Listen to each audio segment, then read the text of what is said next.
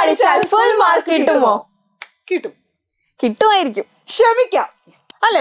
അപ്പൊ ഇവർക്ക് ഇപ്പോഴുള്ള ഏറ്റവും വലിയ കൺസേൺ ഇതാണ്. എന്ത് ക്ലാസ് കൊടുത്തു കഴിഞ്ഞാലും എവിടെ നോക്കി കഴിഞ്ഞാലും ഇൻസ്റ്റാഗ്രാമിൽ പോലും മെസ്സേജ് ഇതാണ്, മിസ്സേ ഇനി പഠിച്ചു കഴിഞ്ഞാൽ ഫുൾ മാർക്ക് കിട്ടുമോ? കിട്ടുമോ ഐഷ മിസ്സേ? കിട്ടുമായിരിക്കും അല്ലേ? കിട്ടും. നമുക്കൊന്ന് ശ്രമിച്ചു നോക്കിയാലോ? അപ്പൊ അതിനോട് ഐഷ മിസ്സിന് എന്താണ് പറയാനുള്ളത്? അപ്പൊ നമ്മുടെ ഒരു സ്റ്റഡി പ്ലാൻ എന്ന് പറയുമ്പോൾ എന്താണ്, നമ്മുടെ സിലബസ് നോക്കുകയാണെങ്കിൽ നമുക്കറിയാം ഓണം എക്സാം ആകുമ്പോഴേക്കും നമ്മൾ ഒരു 40% സിലബസും കവർ ചെയ്യും അല്ലേ? യെസ്, ഓണം എക്സാം ആകുമ്പോഴേക്ക് 40% നമ്മുടെ സിലബസ് കവർ ചെയ്യും. അങ്ങനെ അത് കഴിഞ്ഞിട്ട് ക്രിസ്മസ് എക്സാം ആകുമ്പോൾ എത്ര പെർസെന്റേജ്? 90% വരെ നമ്മൾ കവർ ചെയ്യും. അത്രയും നമ്മൾ ക്രിസ്മസ് എക്സാം ആകുമ്പോഴേക്കും നമ്മളെ ബുക്കൊക്കെ കവർ ചെയ്യുന്നതാണ്. പിന്നെ നമ്മുടെ സമ്മർ വെക്കേഷന് മുമ്പായിട്ട് എന്താണ്, നമ്മുടെ ഫുൾ ചാപ്റ്റേഴ്സും സെറ്റ് ആണ് അല്ലേ? യെസ്, 100% വരെ നമ്മുടെ സിലബസ് കവർ ചെയ്യുന്നതാണ് അല്ലേ? അപ്പൊ ഓണം എക്സാമിന് 40% കവർ ചെയ്തെന്ന് പറഞ്ഞു കഴിയുമ്പോഴത്തേന് ഓണം എക്സാമിന്റെ പ്രത്യേകത ആദ്യത്തെ ചാപ്റ്റേഴ്സ് ആണ് അല്ലേ? അതല്ലാണ്ട് ലാസ്റ്റത്തെ ചാപ്റ്റേഴ്സ് അല്ലല്ലോ ഓണ പരീക്ഷയ്ക്ക്. അപ്പൊ അതെന്തായാലും ഉറപ്പുള്ള.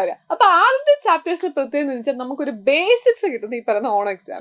അപ്പൊ ഈ കൊമേഴ്സിലോട്ട് വന്ന പിള്ളേരെ സംബന്ധിച്ചിടത്തോളം എന്താ പ്രത്യേകത? എന്താണ് അക്കൗണ്ടൻസി, എന്താണ് ബിസിനസ് സ്റ്റഡീസ് ബേസിക് അറിയില്ല. കാരണം നമ്മൾ ഫിസിക്സ് കെമിസ്ട്രി ഒക്കെ നമ്മൾ ചെറിയ ക്ലാസ് തൊട്ട് പഠിച്ച, പക്ഷെ അക്കൗണ്ടൻസി, ബിസിനസ് സ്റ്റഡീസ്, ഇക്കണോമിക്സ് ഒക്കെ ലൈഫിൽ തന്നെ ആദ്യമായിട്ട് പഠിക്കുക. ഇതുവരെ പുസ്തകം കണ്ടാലത്തോർ ഇതുവരെ പഠിച്ചിട്ടില്ല. നാളെ തൊട്ടായിരിക്കും ലൈഫിൽ ആദ്യമായിട്ട് കാണാൻ പറ്റും. എന്തായാലും ലൈഫിലല്ലേ ആദ്യമായിട്ട് കാണുക. അപ്പൊ ഒന്നാമത്തെ കാര്യം, ഈ സബ്ജക്ട് എന്താണ് എന്നൊരു കാര്യം ഫസ്റ്റ് മനസ്സിലാക്കണം. ബേസിക് മനസ്സിലാക്കി എല്ലാം തള്ളാനെങ്കിലും പറ്റുള്ളൂ.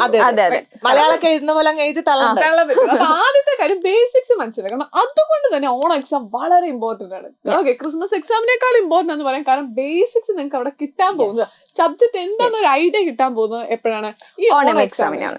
അപ്പൊ ഈ 40% എന്ന് പറഞ്ഞ ഇമ്പോർട്ടൻസ് എന്നാണ് നിങ്ങൾക്ക് കിട്ടാൻ പോകുന്ന ബേസിക്സ്. അത് പഠിക്കണോ? തീർച്ചയായിട്ടും നമ്മൾ പഠിക്കണമെങ്കിൽ എന്ത് ചെയ്യണം?